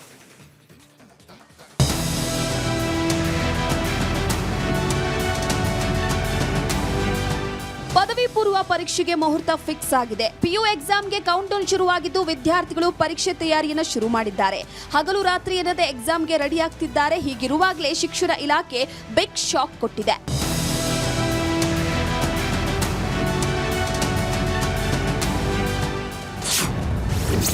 PU ವಿದ್ಯಾರ್ಥಿಗಳ ಸ್ಟಡಿ ಹಾಲಿಡೇಗೆ ಬ್ರೇಕ್. ಶಿಕ್ಷಣ ಇಲಾಖೆಯ ನಿರ್ಧಾರಕ್ಕೆ ವಿದ್ಯಾರ್ಥಿಗಳು ಕಂಗಾಲ್. ಎಸ್, ಪದವಿ ಪೂರ್ವ ವಿದ್ಯಾರ್ಥಿಗಳಿಗೆ ಶಿಕ್ಷಣ ಇಲಾಖೆ ಬಿಗ್ ಶಾಕ್ ಕೊಟ್ಟಿದೆ. PU ಸ್ಟೂಡೆಂಟ್ ಸ್ಟಡಿ ಹಾಲಿಡೇಗೆ ಶಿಕ್ಷಣ ಇಲಾಖೆ ಬ್ರೇಕ್ ಹಾಕಿದ್ದು ಸ್ಟಡಿ ಹಾಲಿಡೇ ಬದಲಾಗಿ ಗ್ರೂಪ್ ಸ್ಟಡಿ ಮಾಡಿಸೋದಕ್ಕೆ ಮುಂದಾಗಿದೆ. ಸ್ಟಡಿ ಹಾಲಿಡೇಗೆ ಬ್ರೇಕ್. ಪ್ರತಿ ವರ್ಷ ಪಠ್ಯ ಮುಗಿದ ಬಳಿಕ 1 ತಿಂಗಳ ಕಾಲ PU ವಿದ್ಯಾರ್ಥಿಗಳಿಗೆ ಸ್ಟಡಿ ಹಾಲಿಡೇ ನೀಡಲಾಗ್ತಿತ್ತು. ಆದರೆ ಈ ವರ್ಷ PU ವಿದ್ಯಾರ್ಥಿಗಳಿಗೆ ಸ್ಟಡಿ ಹಾಲಿಡೇ ಇರಲ್ಲ. PUC ಪರೀಕ್ಷೆ ಮುಗಿಯುವವರೆಗೂ ವಿದ್ಯಾರ್ಥಿಗಳು ಕಾಲೇಜಿಗೆ ಬರಲೇಬೇಕು. ಕಾಲೇಜಿನಲ್ಲಿಯೇ ಮುಖ್ಯ ಪರೀಕ್ಷೆಗೆ ತಯಾರಿ ನಡೆಸಬೇಕು. ಅಂತ ಹಾಗೆ ಶಿಕ್ಷಕರು ಪರೀಕ್ಷೆ ಮುಗಿಯುವವರೆಗೂ ಕಾಲೇಜಿಗೆ ಬರಬೇಕು. ವಿದ್ಯಾರ್ಥಿಗಳಿಗೆ ಏನೇ ಡೌಟ್ಸ್ ಇದ್ರೂ ಕೂಡ ಕ್ಲಿಯರ್ ಮಾಡಬೇಕು. PU ಫಲಿತಾಂಶ ಸುಧಾರಣೆಗಾಗಿ ಫೆಬ್ರವರಿ 26ರವರೆಗೆ ಶಿಕ್ಷಕರು ತರಗತಿಯಲ್ಲಿ ಇರಲಿದ್ದಾರೆ.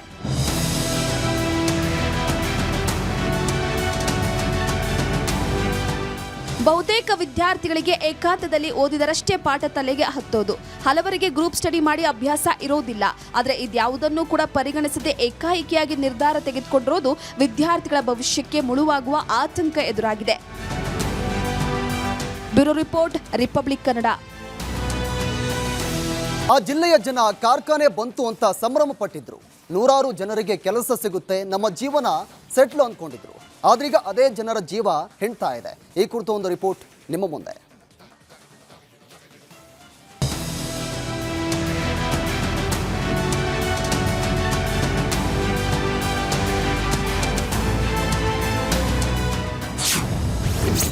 ಕೊಪ್ಪಳದಲ್ಲಿ ಡೇಂಜರ್ ಉಕ್ಕಿನ ಕಾರ್ಖಾನೆಗಳು.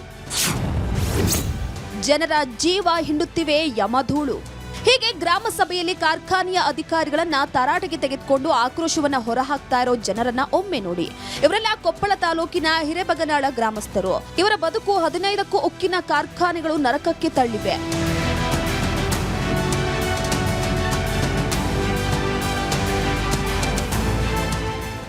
ವರ್ಷಗಳಲ್ಲಿ ಬರೋಬ್ಬರಿ 15ಕ್ಕೂ ಹೆಚ್ಚು ಕಾರ್ಖಾನೆಗಳು ಈ ಗ್ರಾಮದ ಸುತ್ತಮುತ್ತಲೂ ಶುರುವಾಗಿವೆ. ಇವುಗಳಿಂದ ಗ್ರಾಮದಲ್ಲಿ ಧೂಳಿನ ನರಕವೇ ಸೃಷ್ಟಿಯಾಗಿದೆ. ಗ್ರಾಮದಲ್ಲಿ ಜನರು ಬದುಕೋದಕ್ಕೂ ಆಗ್ತಿಲ್ಲ, ಕೃಷಿ ಮಾಡೋದಕ್ಕೂ ಸಾಧ್ಯವಾಗ್ತಿಲ್ಲ. ಜನರು ರೋಗ ರುಜಿನಗಳಿಗೆ ತುತ್ತಾಗಿದ್ದಾರೆ. ಇದಕ್ಕೆಲ್ಲ ಕಾರಣ ಈ ಎಲ್ಲಾ ಕಾರ್ಖಾನೆಗಳು ಬಿಡುವ ವಿಪರೀತ ಧೂಳು. ವಿಷದ ಹೊಗೆ ಬಿಡದಂತೆ ಮನವಿ ಮಾಡಿದ್ರೆ ಕ್ಯಾರೆ ಅಂತಿಲ್ವಂತೆ. ಗ್ರಾಮದ ಜನರು ಕಾರ್ಖಾನೆಯ ಬಳಿ ಹೋದ್ರೆ ಜನರಿಗೆ ಬೆದರಿಕೆ ಹಾಕ್ತಾರಂತೆ. ಜನರ ಮೇಲೆ ಪೊಲೀಸ್ ಕೇಸ್ ದಾಖಲಿಸಿ ದೌರ್ಜನ್ಯ ಮಾಡ್ತಾರಂತೆ. ಹೀಗಾಗಿ ಇಂದು ಗ್ರಾಮದ ದೇವಸ್ಥಾನದಲ್ಲಿ ಗ್ರಾಮ ಸಭೆ ನಡೆಸಿ ಆ ಸ್ಥಳಕ್ಕೆ ಎಲ್ಲಾ ಕಾರ್ಖಾನೆಗಳ ಅಧಿಕಾರಿಗಳನ್ನ ಕರೆಸಿ ಜನರು ತರಾಟೆಗೆ ತೆಗೆದುಕೊಂಡಿದ್ದಾರೆ. ಜೊತೆಗೆ ಕಾರ್ಖಾನೆ ಬಂದ್ ಮಾಡುವಂತೆ ಒತ್ತಾಯಿಸ್ತಾ ಇದ್ದಾರೆ. ಏನಂತ ಸ್ಪಷ್ಟವಾಗಿ ಹೇಳ್ತೀವಿ, ಜಸ್ಟ್ ಅದನ್ನ ತೋರಿಸಿದ್ವಿ ಅವ್ರಿಗೆಲ್ಲ, ಊರು ಮನೆ ಮಠಗಳನ್ನೆಲ್ಲ ತೋರಿಸಿದಾಗ ಅವ್ರು ಒಪ್ಕೊಂಡ್ರು. ಡಸ್ಟ್ ಬರುತ್ತೆ ನಮ್ಮದಂತ ಒಪ್ಕೊಂಡ ಮೇಲೆ ಅದನ್ನು ಬಂದ್ ಮಾಡಿರಿ. ಅವರು ಹೇಳ್ತಾನೆ, ಒಬ್ಬನು ಒಂದು ಕಂಪ್ನಿ ಅವ್ನು 6 ತಿಂಗಳು ಬೇಕ್ರಿ, ನಾವು ಒಬ್ಬ 3 ತಿಂಗಳು ಹೇಳ್ತಾನೆ, ಒಬ್ಬ 15 ದಿನ ಹೇಳ್ತಾರೆ. ಅವೆಲ್ಲ ಬೇಡ, ನಾವು ಊರನ್ನಾರ ಒಂದು ಡಿಸೈಡ್ ತೊಗೊಂಡ್ವಿ. ಇವತ್ತು ಬಂದ್ ಮಾಡೋಕ್ಕಾಗಲಿಲ್ಲ, ನಾಳೆ ಬಂದ್ ಮಾಡಿರಿ ಮಿಷನ್ ಫ್ಯಾಕ್ಟ್ರಿನ ಬಂದ್ ಮಾಡಿ ನೀವು ಅದನ್ನು ಅಳವಡಿಸ್ಕೇರಿ, ಸರಿಪಡಿಸ್ಕೊಂಡು ಆಮೇಲೆ ಚಾಲು ಮಾಡಿರಿ. ಗ್ರಾಮ ಪಂಚಾಯತ್ PDO ಮೂಲಕ ಗ್ರಾಮ ಸಭೆಯಲ್ಲಿ ಟರಾವು ಪಾಸ್ ಮಾಡಿ ನಾಳೆಯಿಂದ ಧೂಳು ಬಿಡೋದನ್ನ ನಿಲ್ಲಿಸಬೇಕು. ಧೂಳು ನಿಲ್ಲೋವರೆಗೂ ಕಾರ್ಖಾನೆಗಳನ್ನ ಬಂದ್ ಮಾಡೋದಾಗಿ ಟರಾವು ಪಾಸ್ ಮಾಡಿ ಅದಕ್ಕೆ ಕಾರ್ಖಾನೆ ಅಧಿಕಾರಿಗಳಿಂದ ಸಹಿ ಮಾಡಿಸಿಕೊಂಡಿದ್ದಾರೆ. ಜೊತೆಗೆ ನಾಳೆ ಧೂಳು ಬಿಡೋದು ಮುಂದುವರೆದ್ರೆ ಕಾರ್ಖಾನೆಗಳ ವಿರುದ್ಧ ಹೋರಾಟ ಮಾಡೋದಾಗಿ ಗ್ರಾಮಸ್ಥರು ಎಚ್ಚರಿಕೆಯನ್ನ ನೀಡಿದ್ದಾರೆ. ಎಲ್ಲ ಊರಿನ ಗಣ್ಯರೆಲ್ಲ ಏನು ಇದು ಹೇಳಿದ್ದಾರೆ, ಅದಕ್ಕೆ ನಾವು ಒಪ್ಕೊಂಡು ಇದು ಮಾಡಿದ್ವಿ. ಊರನ್ನರ ಕರೆಸ್ಬೇಕಾ ಅಂತ ಇದನ್ನ ಹೇಳಲಿಕ್ಕೆ, ಊರನ್ನರ ಕರೆಸ್ಬೇಕಾ ನಿಮ್ಮನ್ನ? ಅದು ನಿಮ್ಮ ಕರ್ತವ್ಯ ತಾನೇ. ಅದು ಈ ರೀತಿ ಸರ್, ಅದಕ್ಕಂತ ನಾವು ಏನು ಟೆಕ್ನಾಲಜಿ ಬೆಳೆಸ್ಬೇಕಂತ ಇದೀವಿ, ಎಲ್ಲ ಬೆಳೆಸ್ತಾ ಇದೀವಿ. ಈಗ ಇನ್ನೂ ಸ್ವಲ್ಪ ಟೆಕ್ನಾಲಜಿ ಏನು ಹೊಸ ಟೆಕ್ನಾಲಜಿ ಬಂದಿದೆ ಅದು ಕೂಡ ನಾವು ಮಾಡ್ತೀವಿ ಅಂತ ಈಗ ನಾವು ಮಾಡ್ತೀವಿ ಅಂತೇಳಿ ಭರವಸೆ ಕೊಟ್ಟಿದ್ವಿ. ಗ್ರಾಮಸಭೆಗೆ ಬಂದು ಜನರ ಆಕ್ರೋಶಕ್ಕೆ ಮಣಿದು ಅಧಿಕಾರಿಗಳು ಧೂಳು ನಿಲ್ಲಿಸೋದಕ್ಕೆ ಒಪ್ಪಿದ್ದಾರೆ. ಆದರೆ ಈ ಒಪ್ಪಿಗೆ ಪ್ರಕಾರ ನಡೆದುಕೊಳ್ತಾರಾ ಅಥವಾ ಜನರ ಸಮಸ್ಯೆ ದೂರವಾಗುತ್ತಾ ಕಾದ್ ನೋಡಬೇಕಾಗಿದೆ. ಈರಯ್ಯ ಹಿರೇಮಠ, ರಿಪಬ್ಲಿಕ್ ಕನ್ನಡ, ಕೊಪ್ಪಳ. ದಾವೋಸ್ಗೆ ತೆರಳಿದ ಡಿಸಿಎಂ ಡಿಕೆ ಶಿವಕುಮಾರ್. ದಾವೋಸ್ನಲ್ಲಿ ವಿಶ್ವ ಆರ್ಥಿಕ ವೇದಿಕೆಯ ಜಾಗತಿಕ ಸಮಾವೇಶ ಇದೆ. ಆ ಸಮಾವೇಶದಲ್ಲಿ ಡಿಸಿಎಂ ಡಿಕೆ ಶಿವಕುಮಾರ್ ಭಾಗಿಯಾಗ್ತಾರೆ. ಡಿಸಿಎಂ ಡಿಕೆ ಶಿವಕುಮಾರ್ ಈಗಾಗಲೇ ದಾವೋಸ್ಗೆ ತೆರಳಿದ್ದಾರೆ. ಕೈಗಾರಿಕಾ ಸಚಿವ ಎಂಬಿ ಪಾಟೀಲ್ ಕೂಡ ಅವರ ಜೊತೆ ತೆರಳಿರೋದು. ರಾಜ್ಯದಲ್ಲಿ ಬಂಡವಾಳ ಹೂಡಿಕೆ ಆಹ್ವಾನ ನೀಡಲಿದ್ದಾರೆ ಸಚಿವರು. ದಾವೋಸ್ಗೆ DCM DK Shivakumar, MB Patil ಅವರು ಕೂಡ ತೆರಳಿದ್ದಾರೆ. ದಾವೋಸ್ಗೆ ತೆರಳುವ ಬಗ್ಗೆ ಡಿಸಿಎಂ ಡಿಕೆ ಶಿವಕುಮಾರ್ ರಿಯಾಕ್ಟ್ ಕೂಡ ಮಾಡಿದ್ದಾರೆ. ಆ ದಾವೋಸ್ನಲ್ಲಿ ಸಮಾವೇಶ ಇದೆ. ಆ ಸಮಾವೇಶದಲ್ಲಿ ಡಿಸಿಎಂ ಡಿಕೆ ಶಿವಕುಮಾರ್ ಭಾಗಿಯಾಗ್ತಾರೆ. ಈಗಾಗಲೇ ಕೈಗಾರಿಕಾ ಸಚಿವ ಎಂಬಿ ಪಾಟೀಲ್ ಅವರು ಕೂಡ ತೆರಳಿದ್ದಾರೆ. ಇದೇ ವಿಚಾರಕ್ಕೆ ಸಂಬಂಧಪಟ್ಟಂತೆ ಡಿಸಿಎಂ ಡಿಕೆ ಶಿವಕುಮಾರ್ ಕೂಡ ರಿಯಾಕ್ಟ್ ಮಾಡಿರೋದು.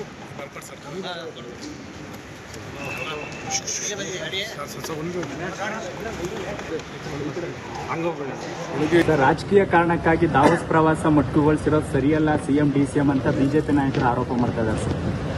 ಹೇಳ್ತಿರೋದು ಅರ್ಥ ಇದೆ, ನಾನು ತಪ್ಪು ಅಂತ ನಾನು ಹೇಳೋದಿಲ್ಲ. ನಾಳೆ ಬೆಳಗ್ಗೆ ಈ ಪ್ರಶ್ನೆ ನಾನು ಕೇಳಿ ಸರ್, ರಾಜಕೀಯ ಕಾರಣಕ್ಕಾಗಿ ದಾವೋಸ್ ಪ್ರವಾಸ ಮೊಟ್ಟುಗೊಳಿಸಿರೋದು ಸರಿಯಲ್ಲ ಸಿಎಂ ಡಿಸಿಎಂ ಅಂತ ಬಿಜೆಪಿ ನಾಯಕರು ಆರೋಪ ಮಾಡ್ತಾ ಇದ್ದಾರೆ ಸರ್. ಹೇಳ್ತಿರೋದು ಅರ್ಥ ಇದೆ, ನಾನು ತಪ್ಪು ಅಂತ ನಾನು ಹೇಳೋದಿಲ್ಲ. ನಾಳೆ ಬೆಳಗ್ಗೆ ಈ ಪ್ರಶ್ನೆ ನಾನು ಕೇಳಿ ಸರ್, ರಾಜಕೀಯ ಕಾರಣಕ್ಕಾಗಿ ದಾವೋಸ್ ಪ್ರವಾಸ ಮೊಟ್ಟುಗೊಳಿಸಿರೋದು ಸರಿಯಲ್ಲ ಸಿಎಂ ಡಿಸಿಎಂ ಅಂತ ಬಿಜೆಪಿ ನಾಯಕರು ಆರೋಪ ಮಾಡ್ತಾ ಇದ್ದಾರೆ ಸರ್. ಹೇಳ್ತಿರೋದು ಅರ್ಥ ಇದೆ, ನಾನು ತಪ್ಪು ಅಂತ ನಾನು ಹೇಳೋದಿಲ್ಲ. ನಾಳೆ ಬೆಳಗ್ಗೆ ಈ ಪ್ರಶ್ನೆ ನಾನು ಕೇಳಿ. ಇದರ ಕೆಂಪು ಬಣ್ಣ ಅದ್ಭುತ, ಖಾರ ಕಡಿಮೆ ಆದರೂ ರುಚಿಕರ. MDH ಕಾಶ್ಮೀರಿ.